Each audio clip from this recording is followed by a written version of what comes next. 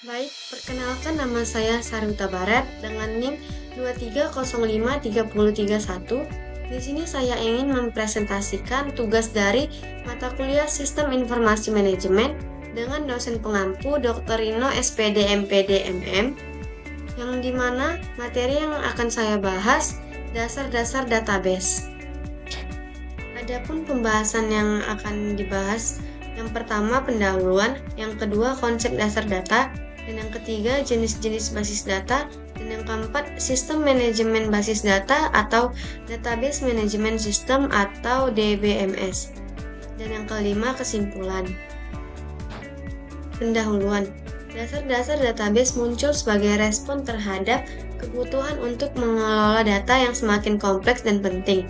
Konsep database memungkinkan penyimpanan, pengambilan, dan analisis data yang efisien dan terstruktur, yang sangat penting bagi organisasi dan perusahaan dalam era informasi saat ini. Konsep dasar data.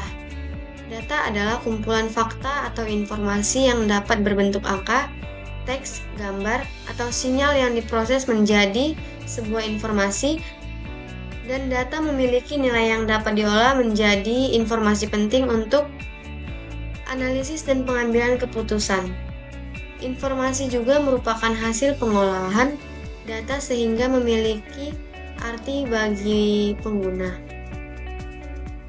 Struktur dari data. Data dapat disusun menjadi struktur yang sederhana seperti data tunggal, hingga struktur kompleks seperti tabel atau grafik yang memudahkan analisis lebih lanjut. Jenis data terbagi dua. Yang pertama, data kuantitatif, yang dimana data yang terbentuk angka dan dapat diukur seperti nilai, suhu, atau jumlah barang. Dan yang kedua, data kualitatif, yang dimana data yang berupa deskripsi atau kategori seperti warna, nama, atau jenis barang. Adapun sifat data juga terbagi dua. Yang pertama, data primer, yang dimana data yang diperoleh langsung dari sumbernya melalui survei, eksperimen, atau wawancara. Dan yang kedua, data sekunder, yang dimana data yang diperoleh dari sumber yang sudah ada seperti laporan, buku, atau artikel. Dan jenis-jenis basis data terbagi 6. Yang pertama, basis data relasional, yang dimana adalah menyimpan data dalam bentuk tabel dan menggunakan bahasa SQL untuk mengakses data. Contoh, MySQL, PostgreSQL, dan Oracle Database. Dan yang kedua, basis data terdistribusi, yang dimana basis data yang disimpan di lebih dari satu lokasi fisik dan dikelola oleh sistem jaringan. Digunakan dalam sistem dalam jangkauan yang luas seperti sistem perusahaan multinasional. Dan yang ketiga, basis data berbasis cloud. Basis data ini disimpan di cloud dan diakses melalui internet menggunakan layanan seperti Amazon RDS, Google Cloud SQL, atau Microsoft Azure SQL Database. Dan yang keempat, basis data berorientasi objek, yang dimana basis data ini tidak menggunakan tabel sebagai struktur utama, cocok untuk data yang tidak terstruktur atau berukuran besar. Mencakup basis data dokumen, grafik, key value, dan lainnya. Dan yang kelima, basis data berorientasi objek, yang dimana menyimpan data sebagai objek serupa dengan cara bahasa pemrograman tertentu mengelola data. Alih-alih tabel dengan baris dan kolom seperti database tradisional, database objek menggunakan struktur data yang kompleks untuk merepresentasikan data. Dan yang keenam, basis data grafik. Basis data grafik ini adalah menyediakan skema fleksibel yang memungkinkan perubahan dan adaptasi dinamis terhadap data. Berfokus pada hubungan data membuatnya berguna dalam analisis, pencarian semantik, atau mesin rekomendasi. Materi selanjutnya, sistem manajemen basis data atau database management system atau DBMS. DBMS ini adalah perangkat lunak yang memungkinkan pengguna untuk membuat, mengelola, dan memelihara basis data. DBMS ini membantu mengorganisir data dengan efisien dan memudahkan akses data secara aman. Adapun fungsi dari DBMS yaitu yang pertama penyimpanan data.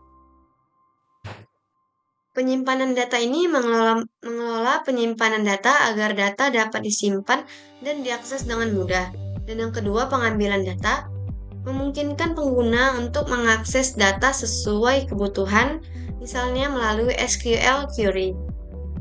Dan yang ketiga, pengelolaan keamanan. Melindungi data dengan berbagai level akses untuk menjaga kerahasiaan. Dan yang keempat, pemeliharaan data. Memastikan konsistensi data dengan fitur backup dan pemulihan data jika terjadi kegagalan sistem.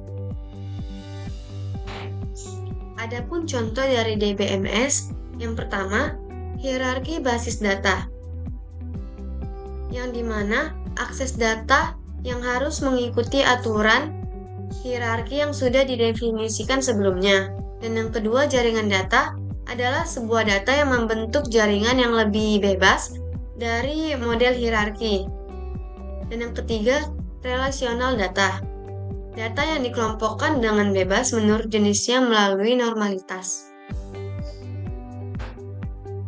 Berikut kesimpulan dari materi. Ketiga dari konsep yang dibahas tadi adalah fondasi dalam memahami pengelolaan data dalam berbagai bentuk sistem informasi, baik untuk aplikasi bisnis, penelitian, maupun kebutuhan analisis lainnya.